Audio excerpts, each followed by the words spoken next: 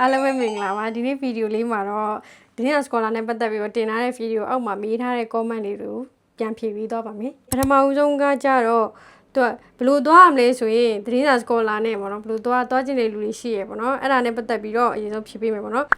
ဒီနေ့စကောလာနဲ့လာခြင်းနဲ့ဆိုလို့ရှိရင်မြန်မာနိုင်ငံမှာပေါ့နော် Facebook မှာ agency ရှိရပေါ့နော်ကျောင်းတွေခေါ်တဲ့ agency ရှိရဲအဲ့ agency တွေကိုတရေတာ scholar ဆိုပြီးတော့ Facebook မှာရိုက်ရှာလိုက်လို့ရှိရင်အများကြီးကြားတယ်ပေါ့နော်အခုချိန်ဆိုလို့ရှိရင်ဒီလပိုင်းတွေခေါ်နေတဲ့ agency ဆိုအခုတွေကရှာလို့ရတယ်ပေါ့နော်အဲ့မှာတေချာလေးစုံစမ်းပြီးတော့တွားကြည့်လို့ရတယ်ပေါ့နော်ဒါပေမဲ့တွားကြည့်မယ်ဆိုရင်တေချာလေးစုံစမ်းဖို့တော့လိုရပေါ့နည်းနည်းအချို့လိန်နာတွေပါရှိတတ်တာဆိုတော့နည်းနည်းတေချာမေးမြန်းပြီးတော့လောက်တာကျွန်တော်လာမယ်ဆိုလို့ရှိရင်လိုအပ်ချက်တွေရှိရအောင်เนาะပထမဆုံးချက်ကတော့ပုံမှန်အဖြစ် agency တွေကတော့10တန်းအောင်လက်မှတ်ရှိလက်ခံတယ်ပေါ့နော်ဒါပေမဲ့မာဂျာမာကကြတော့ပထမနှစ်အောင်လက်မှတ်ရှိမှ6လို့ရပေါ့နော်အဲ့လိုပဲအဲ့လို agency ပေါ်မူတည်ပြီးတော့လိုအပ်ချက်လေးကွာခြားရမျိုးလေးချက်ကကြတော့ N4 အောင်လက်မှတ်ရှိရမှာပေါ့နော်ဂျပန်ကိုလာမှာဖြစ်တဲ့အတွက်ကြောင့်မို့လို့ language school ရင်တက်ရမှာပေါ့နော်ဒါပေမဲ့ N4 အောင်လက်မှတ်ရှိမှလက်ခံတဲ့ agency တွေကများပါတယ်အရေးကြီးတဲ့တစ်ချက်ပေါ့နော်အဲ့ဒါကကြတော့ဆိုင်ကယ်လိုင်စင်မဖြစ်မနေရှိရမယ်ပေါ့နော်ဆိုင်ကယ်လိုင်စင်ကိုမှမြန်မာနိုင်ငံမှာယူပြီးတော့တက်တန်း3လရှိရမယ်မြန်မာဆိုင်ကယ်လိုင်စင်ယူပြီးတော့မြန်မာနိုင်ငံမှာ3လနေပြီးတော့မှဆိုင်ကယ်လိုင်စင်3လတက်တန်းရှိရဲ့သဘောမျိုးပေါ့နော်အဲ့လိုဆိုင်ကယ်လိုင်စင်3လတက်တန်းရှိမှဒီမှာမြန်မာလိုပြန်ဂျပန်လိုင်စင်ပြန်ချိန်တာအဆင်ပြေတယ်ပေါ့နော်ကဲညီမတို့ကဆိုလို့ရှိရင်အဲ့လို3လတက်တန်းမရှိတော့ဒီမှာဂျပန်လိုင်စင်ကိုစနေပြန်ဖြေရတယ်လို့ပုံစံမျိုးဖြစ်ပြီးတော့ဂျပန်လိုဖြေပြေးမဖြေအင်္ဂလိပ်လိုဖြေရပါတော့မေးခွန်း90ဖြေရပါတော့အဲ့မမ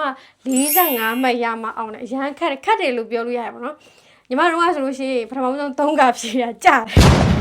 အဲ့တော့3ခါကဘလို့ဖြစ်လဲဆိုတော့အင်္ဂလိပ်လိုရင်ဖြေလိုက်တာပေါ့နော်ကိုကအရင်နဲ့ကနေအင်္ဂလိပ်လိုတင်နေတိ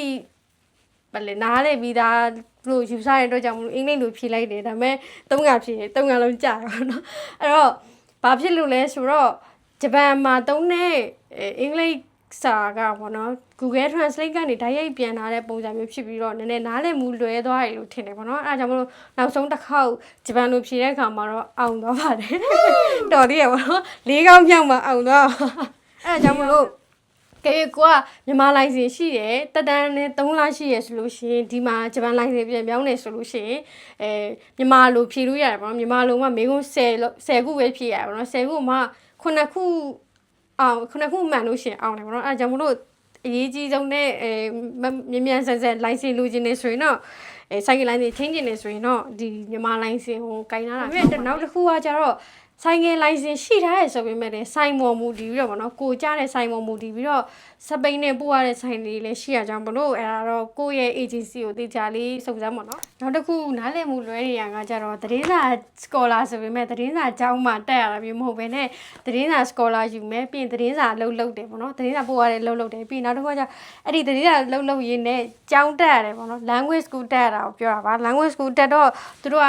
ဘာရလဲဆိုတော့ scholar ဖြစ်တဲ့အတွက်ကြောင့်မလို့အဲ့ဒီကျောင်းစည်းကိုထောက်ပံ့ပြီးရင်နောက်တစ်ခုကကျတော့အဆောင်စည်းရတယ်ပေါ့နော်အဆောင်စည်းရဆိုတော့အဆောင်ထားပြီးရပေါ့နော်ပြီးရင်နောက်တစ်ခုကကျတော့သတင်းစာပို့ရတဲ့အတွက်ကြောင့်မလို့လာစာရတယ်ပေါ့နော်အဲ့ဒါက scholar ဖြစ်ပါတယ်ဂျပန်ဒီယိုသတင်းစာ scholar နဲ့လာမယ်ဆိုလို့ရှိရင် blog ကုန်တယ်ဆိုလို့ရှိရင်အကျမ်းမြင့်ပေါ့နော်အကျမ်းမြင့်ညီမတို့တော့လာတော့ဆိုလို့ရှိရင်အကျမ်းမြင့်350ကနေ200ကြားလောက်ထိကုန်တယ်ပေါ့နော်အဲ့ဒီမှာလေစိတ်ပါမယ် agency စိတ်ပါမယ်ပြီးရင်ဒီယိုလာပြီးတော့တလားစာစားဖို့တောက်ဖို့နော်ပထမဆက်လာခြင်းလာစာမရှိဘူးပေါ့နော်လာစာမရှိတဲ့အတွက်ကြောင့်မလို့တလားစာယူလာမယ်စိတ်တွေပါတယ်ပေါ့နော်အဲ့ဒါတော့ငွေကြေးဈေးနှုန်းပေါ်မူတည်ပြီးတော့နည်းနည်းလေးကွာခြားနိုင်ပါတယ်အဲ့ဒါဆိုလို့ရှိရင်တော့သတင်းစာ scholar နဲ့ပတ်သက်ပြီးတော့အကျဉ်းပြင်းသိသွားမယ်လို့ထင်ပါတယ်။ကြည့်သိချင်တာလေးရှိလို့ရှိရင်ဗီဒီယိုရဲ့ comment မှာရေးခဲ့ပေးလို့ရပါတယ်။နောက်ဗီဒီယိုမှာပြန်တွေ့ပါမယ်။ Bye bye